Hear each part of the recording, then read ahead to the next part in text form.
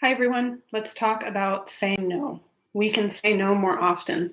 We tend to not say no enough, and we put up with a lot of bullshit that we really don't want in our lives. But it comes down to us to be empowered and say no to things that don't work. So for me, I've got my list. I don't know if this is backwards for you or not, but these are things that are important to me to say no to. And this is even something I say no to from family members that I've grown up with.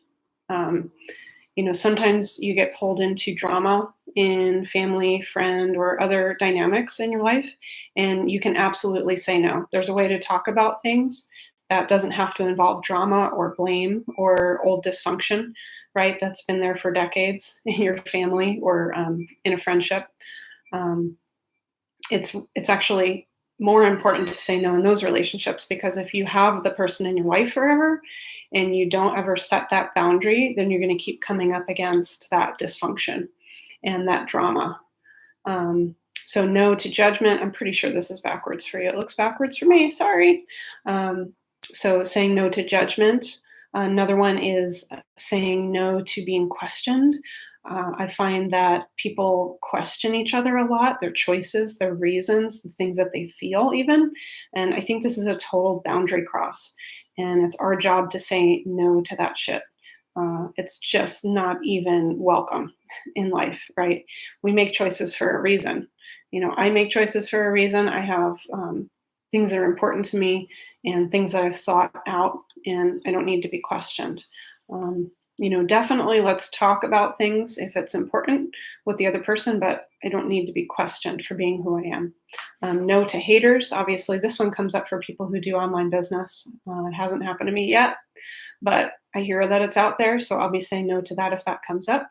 To people who break me down, right? So this kind of goes back into the drama piece and the dysfunction.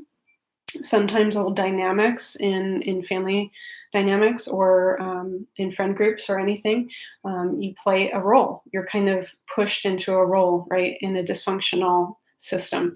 And in order to get out of that, you got to say no and create a boundary, right? This is self-love.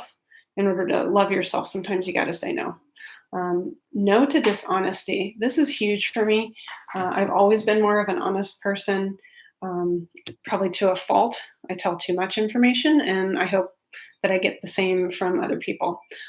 Being transparent is also a form of honesty. If someone is not willing to be transparent about what they want or who they are, then I tend to start feeling that out pretty quickly after I've been hurt in the past. So I really just welcome people into my life who are really transparent and upfront about who they are. So here's how we get to the point where we can start saying no more often. So I've got a little list here. I'm just going to keep looking back and forth. Knowing what you need and providing those things to yourself can build your self-love up. See, it's all about building yourself up from within so that you feel that you have the power to say no to people when you don't want to deal with the dynamic or you don't want to take on what they're bringing to the table. Recognizing when you're in a toxic relationship and then getting out of it or doing things proactively in the relationship to get help for both of you or for yourself. This is a self-love tactic that starts to build you up so that you realize that you don't have to go along with things that don't feel good. You can get yourself out. You can take better care of yourself. So this is a big build-up to being able to say no when things are dysfunctional in relationship. Noticing when you're not happy. So this is a big one that I talk to my clients about a lot. If you get a feeling in your gut that something's wrong, or if you get a feeling in your heart, or you just have a reaction to something and it doesn't feel right, then that is something you can give yourself permission to pay attention to. That's a sign and a signal for you to pay attention because something is wrong, something's off. If you're not happy, you are it's your role, to notice that. It's not other people's role or job to notice when you're not doing well and then to take care of it. It's all on you. So noticing what you feel and giving yourself permission to take care of what needs to be taken care of, to change whatever needs to be changed, right? We pass over this a lot. I don't know if it's just women. I kind of want to say it's a lot of women, but if anybody disagrees with that, definitely just comment on that below. I don't want to generalize, but being a woman, it feels that comes up a lot. That it's hard for us to say no. It's hard for us to get our empowerment or to feel heard because for some reason we've been taught that we're caretakers. We're supposed to be putting other people first, and that when we're feeling things, we're crazy, or we're feeling too much. We're crazy, and so we've really learned to push that away and to feel shame about our feelings instead of allowing them to come up and honoring them and making choices based on what our feelings are telling us is okay or not okay. Okay. Learning to recognize your inner voice versus what other people are telling you. This is a big one too, and maybe leads back into our structuring in our society where people are taught to think of other people's opinions as more important than their own. But it's really self work. It's an inside job to be able to start recognizing what your own voice is, who you are, what you're about.